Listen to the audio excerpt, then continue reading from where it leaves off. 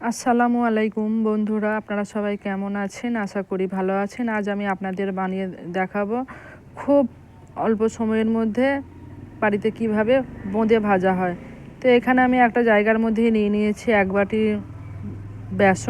বেসনটাকে কিন্তু একটু চেলে নেবেন। অনেক সময় বেসনের মধ্যে কিন্তু পোকাও থাকে। তো বেসনটাকে চেলে নেওয়ার পরে এর মধ্যে আমি দিয়ে দিলাম পরিমাণ মতো লবণ ও তারপরে অল্প অল্প করে পানি দিয়ে বেসনটাকে ভালো করে মেখে নেব, একটা ব্যাটার বানিয়ে নেব। পানিটা অল্প অল্প করে দিয়ে বারে বারে এটাকে মাখতে থাকবো।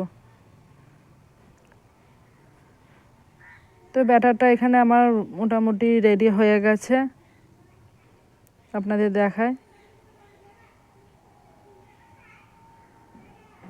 ব্যাটারটাকে কিন্তু খুব বেশি ঘন বা খুব বেশি পাতলাও করবেন না,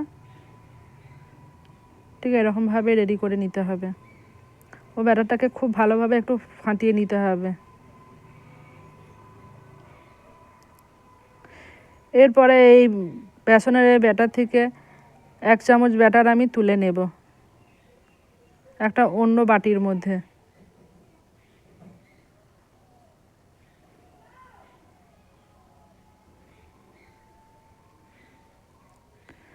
এবং এই 1 চামচ যে ব্যাটারটা তুলে নিলাম এর মধ্যে আমি দিয়ে দেব কিছুটা পরিমাণ কালার। এটাকে একটু কালার দিয়ে মেখে নেব।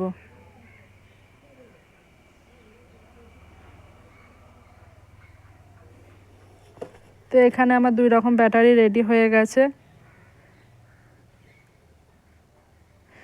এই বোঁদেটা ছাঁকার জন্য কিন্তু আমাদেরকে এরকম একটা ছিদ্রযুক্ত ছান্তা ব্যবহার করতে হবে। এদিকে দেখুন কড়াইয়ের মধ্যে তেল বেশ ভালো করে গরম করে নিয়েছি। তেলটা হয়েছে কিনা বুঝবো কী করে? তো সেই জন্য আমি কিছুটা পরিমাণ বেসন নিয়ে তেলের মধ্যে দিয়ে দিলাম। দিতে না দিতে দেখছেন কীরকম ওপর দিকে ভেসে আসছে, উঠে আসছে, মানে এটা হয়ে গেছে, তেলটা আমার রেডি। এরপরে এর মধ্যে আমি একে একে ব্যাটারটা দিয়ে সমস্ত কিছু আমি ভেজে নেব। তো ছান্তাটা ওপরে তুললে ওপর থেকে আমি বেসনটা এরকমভাবে দেব, জাস্ট আর কিছু করার দরকার নেই। অটোমেটিক এগুলো নিচের দিকে পড়তে থাকবে, ওই জন্য আস্তে আস্তে ভাজা হবে, বেশি নাড়াচাড়া করার দরকার নেই। তো দিতে না দিতে সবগুলো দেখছেন কীরকম আস্তে আস্তে ফুলে যাচ্ছে ও ওপর দিকে উঠে আসছে।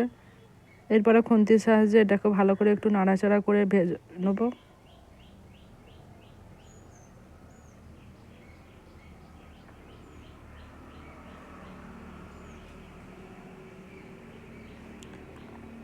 বেশ একটু ভালো করে ভাজা হয়ে গেলে তেল ঝরিয়ে এটাকে ছেঁকে নেব।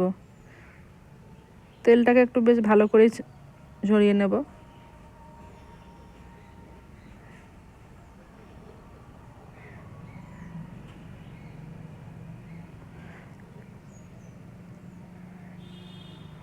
একই রকমভাবে আমি আবারও 1 চামচ ব্যাটার নিয়ে ছান্তার মধ্যে দিয়ে আবারও ছেঁকে নেব।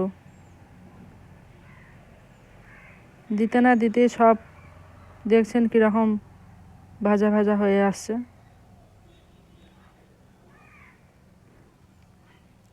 এরকমভাবে সমস্ত বেসনের ব্যাটারটাকে আমি তেলের মধ্যে ছেঁকে নিয়েছি, সব ভাজা হয়ে গেছে।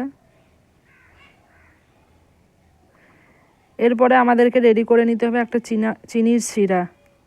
সেজন্য একটা পাত্রের মধ্যে আমি দিয়ে দিলাম খুব সামান্য পরিমাণ পানি। গ্যাসের ফ্লেমটাকে কিন্তু মিডিয়ামে রেখেছি। এবার চিনির মধ্যে দিয়ে দিলাম চিনি ও একটা তেজপাতা ও 2টো এলাচ। মিষ্টির পরিমাণটা আপনারা যে যেরকম পছন্দ করেন সেরকম পরিমাণেই দেবেন। তো চিনির শিরাটাকে একটু খুব ভালোভাবে একটু ফুটিয়ে নিয়ে এটুকু একটু জাল দিয়ে নেব। তবে খুব বেশি গাঢ়ও করা যাবে না, তাহলে কিন্তু বোঁদেগুলো ভাজার সময় খুব শক্ত হয়ে যাবে। এই চিনির শিরার মধ্যে আমি দিয়ে দিলাম একটা ছোট চামচের 1 চামচ ঘি। তারপরে চিনির শিরাটাকে খুব ভালো করে আবার একটু নেড়ে চেড়ে নিচ্ছি। তো চিনির শিরাটা এখানে আমার মোটামুটি রেডি হয়ে গেছে। পানিটাও আগের থেকে অনেকটাই কমেছে, এর থেকে বেশি কিন্তু আর কমানো যাবে না। এরকম অবস্থায় আমি ভেজে রাখা বেসনের যে বোঁদেগুলো ভেজেছিলাম সেগুলো এর মধ্যে দিয়ে দেব। তারপরে একটু ফুটিয়ে নেব হালকা করে।